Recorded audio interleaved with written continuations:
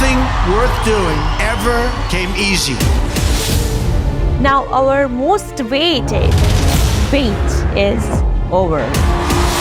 To bring back the American dream bigger, better, and stronger. That Donald Trump will become the 47th president of the United States. Election results is here for our country. I'm Donald Trump, and I approve this message. And now my main focus, my spotlight is on Donald Trump's proposed policies on real estate. This is the first part of my plan to restore housing affordability in America. Because being in real estate, this is a very important housing cost crisis we are facing. Together, we will deliver low taxes, low regulations, low energy costs, low interest rates.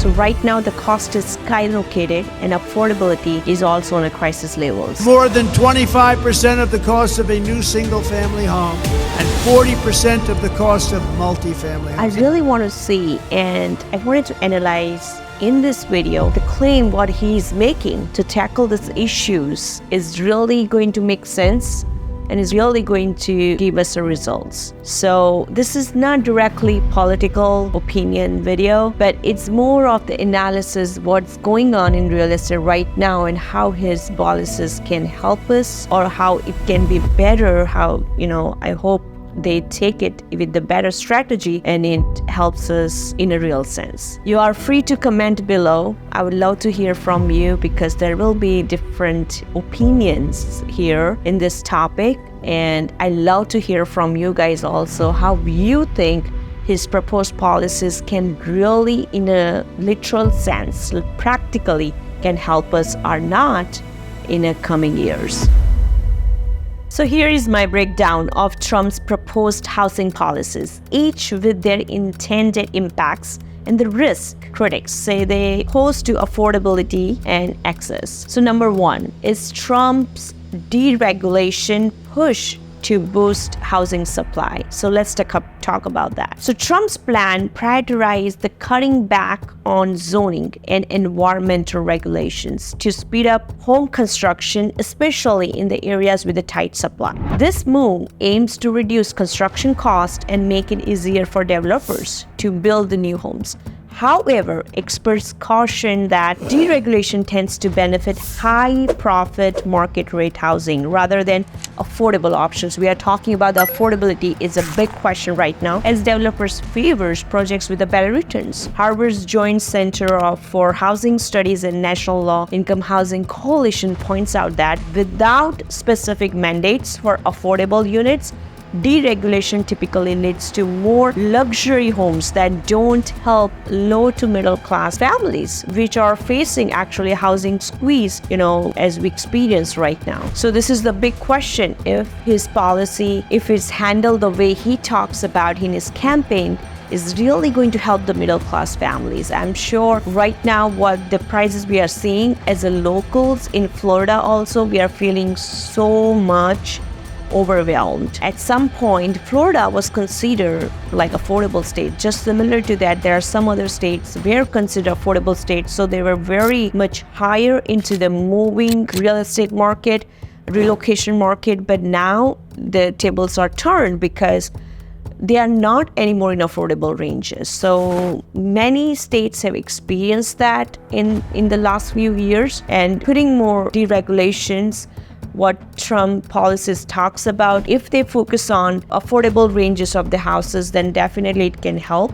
But I'm not sure how it can play out in a bigger plan, how it can help us out, because it is like the investors always demands the returns. And right now, having the higher cost in a supply, even labor has been going higher and higher, and very hard to find, very much lower demand in labors also. We are seeing so many problems, even current problems in the builders. They increase the price so much. We saw that a few years ago, lumber issue, what happened, and similar to that, there are so much other supply issues are still happening where a lot of builders have increased their even average prices. Now let's talk about the very famous policy, immigration, the mass deportation, immigration reduction as a tool for lowering the housing demand. So this is my take. Again, feel free to comment below what you think is going to help. Trump's immigration strategy suggests that lowering the number of immigrants in the US would reduce the housing demand, ironically leading to lower housing costs. He argues that reducing competition in the housing market could ease the pressure on prices. Yet, critics contend this approach is misguided and could actually worsen the housing crisis. I'll tell you why. Number one, a lot of illegal immigrants, they don't even have the housing. They don't even have their own housing. Most of them are living in rentals, and those are the labor, like lower middle class population, most of them. And so when you reduce the lower middle class labor population, that it is going to give more hard time finding the labor, in a construction workforce. And most of them are actually in a construction workforce. So this is not just my opinion here. The National Association of Home Builders reports that immigrants are part of large portion of the construction workforce, and cutting this labor source could lead to a shortage of skilled workers, delaying the projects and increasing the building costs, which already we are facing right now. So instead of easing housing costs, this approach could hinder new housing supply, especially for affordable projects. So again, this has to go very strategic, then only is going to make sense. There are some other, points on the budget-wise also, how they are going to work on it. So that I'm not commenting, I'm only focusing on the real estate side. My number 3 policy, what he proposes, limited renter productions and soaring rents. So Trump's platform does not emphasize renter protection, despite skyrocketing the renter prices. So across the country, it's just not brought up, but a lot of states have experienced that. And while his policy focuses on homeownership incentives, it lacks incentive to address the challenges faced by the renters, who have been disproportionately affected by rising housing costs. You will not believe how much rents have been increased. Normally the rules are 10% increase in couple of years. It happens. Recently, last couple of years, last 2 or 3 years, what I've seen as being in a real estate industry, randomly 20 to 40% even increase in rents had happened. Right now, it's at the peak, I would say. So the properties which were, giving the rent for $1,800, suddenly the landlords have increased to $700 plus, and that is a crazy increase for the renters. And America, it is more than half of the America, it still depends on the renter side. So I really hope that section also will be addressed in a future of our administration when they come to work. Now, the next policy they talked about is preserving suburb neighborhoods by blocking low-income housing. Trump's commitment to keeping the suburb neighborhoods safe from low-income housing developments because his dismantling of the affirmatively furthering fair housing rule, which is not good. A measure designed to promote affordable housing in suburb areas. His stance prioritizes neighborhood choice, which critics claim is a way to keep affordable housing out of more affluent communities. The New York Times and AP News highlight that his stance may contribute to income-based segregations and limit opportunities for low-income families seeking affordable options in suburb areas, reinforcing exclusivity at the expense of affordability, which is not good. And my last policy, which I wanted to focus, is a tax breaks for developers without affordability targets. So Trump's policy favors tax cuts for developers, aiming to stimulate new housing production.